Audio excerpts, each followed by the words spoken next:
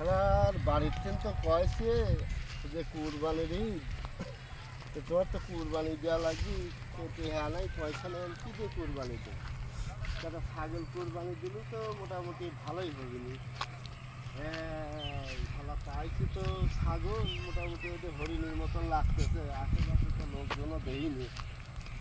যাই হোক দেখি কেউই তো নেই, সেই ছাগলটাই মনে করো যে খুব সুন্দর একটা ছাগল পেলাম, পুরা ধরা, কোনো লোকজনও নাই।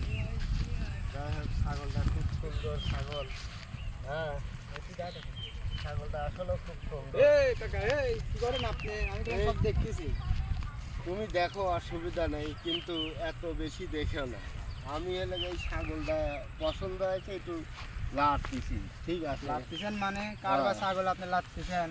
ছাগল হলে ছাগল আলাদা, ছাগল ছাগল হলে কি হয়ে গেছে আমি লাভ। আপনি দেখেন আমি কই দিছি ছাগল আলাদা যায় আমি। কি করবি নিয়ে যাবো এদিক, ওদের তো হলে না এদিক নিয়ে যাবো। কি করছেন কাকা? এই, আমি বাজে দুই আগর কি করছেন? ও তুমি ছাগল রাখতে চাও? তো আমি দেখতেছি ছাগল দুটো ভালো তো।